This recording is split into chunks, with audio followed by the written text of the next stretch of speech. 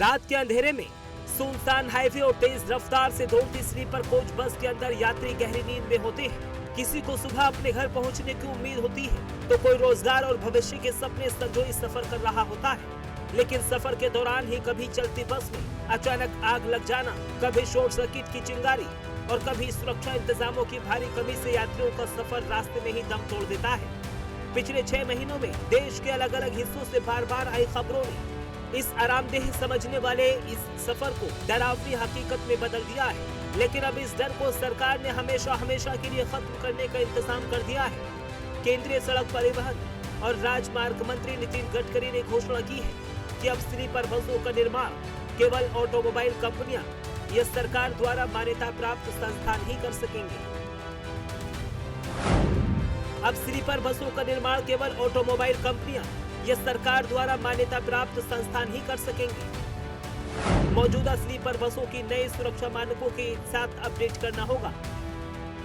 बसों में fire detection system में मिलेगा ताकि आग लगते ही लोगों को अलर्ट मिल सके। बसों में आपातकालीन निकास यानी इमरजेंसी एग्जिट दिया जाएगा, वो भी हैमर के साथ।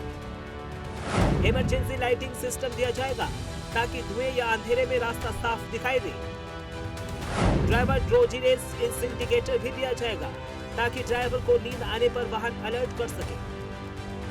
ये फैसला स्लीपर कोच बसों में लगातार बढ़ती आग की घटनाओं पर लगाम लगाने के लिए लिया गया है। इसका मतलब है कि गैर मान्यता प्राप्त और गैर कानूनी तरीके से बस बॉडी बनाने वालों पर अब पूरी तरह से लगाम लगेगी।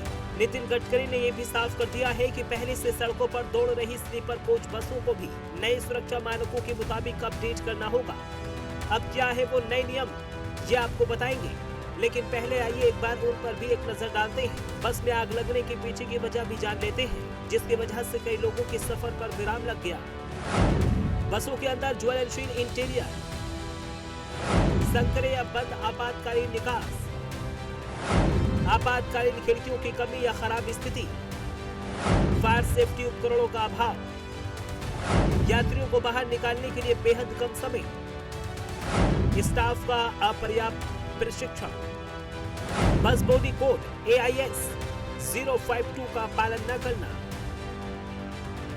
लगातार बढ़ते दबाव और मौतों के इन आंकड़ों ने आखिरकार केंद्र सरकार को सख्त कदम उठाने पर मजबूर कर दिया। सरकार ने साफ संकेत दे दिए हैं कि अब स्लीपर कोच बसों को लेकर लापरवाही बर्दाश्त नहीं की जाएगी। नए फैसले के तहत अब स्लीपर कोच बसों का निर्माण केवल मान्यता प्राप्त और प्रमाणित कंपनियां ही कर सकेंगी, ताकि डिजाइन से लेकर सामग्री और सुरक्षा मानकों तक हर स्तर पर सख्त निगरानी हो सके। इसके साथ ही सड़कों पर पहले से दौड़ रही स्लीपर कोच बसों के लिए भी नई और कड़ी सुरक्षा गाइडलाइंस जारी की गई है।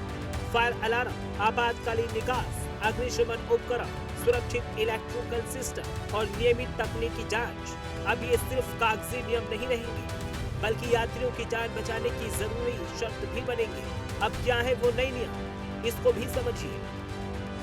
AIS 052 यानी ऑटोमोटिव इंडस्ट्री स्टैंडर्ड 052 भारत का आधिकारिक बस बॉडी सेफ्टी और डिजाइन कोड है। इसमें बस के मैन्युफैक्चरिंग, स्ट्रक्चर और सेफ्टी से जुड़े जरूरी स्टैंडर्ड तय किए गए हैं। चाहे बस फैक्ट्री में बनी हो या कोच बिल्ड हो, रजिस्ट्रेशन और सड़क पर चलने से पहले इन नियमों का पालन जरूरी होता है। ये स्टैंडर्ड केंद्रीय मोटर वाहन नियमों के तहत सड़क परिवहन और राजमार्ग मंत्रालय द्वारा जारी किया गया है। सरकार का कहना है कि इन कड़े कदमों का उद्देश्य भविष्य में होने वाली दुखद घटनाओं को रोकना और लंबी दूरी की स्लीपर कोच सेवाओं में यात्रियों की सुरक्षा को काफी बेहतर बनाना है। नए नियमों से स्लीपर बसों की क्वालिटी और भरोसे में भी इजाफा होने की उम्मीद जताई जा रही है। नए नियमों के मुताबिक सभी स्लीपर बसों को AIS 052 बस बॉडी कोड और मॉडिफाइड बस बॉडी कोड का पालन करना अनिवार्य होगा। ये मॉडिफाइड कोड 1 सितंबर 2025 से लागू हो चुका है। इसके बिना किसी भी स्लीपर बस को ऑपरेट नहीं किया जा सकेगा, यानी ऐसी बसें जो इस कोड का पालन नहीं करती हैं, वो सड़कों पर नहीं दिखेंगी। सरकार का लक्ष्य साफ है कि 2030 तक सड़क हादसों को 50% कम किया जा सके। कुल मिलाकर अब स्लीपर बसें सिर्फ आराम नहीं, पूरी तरह सुरक्षित भी होंगी। Bureau report, prime news.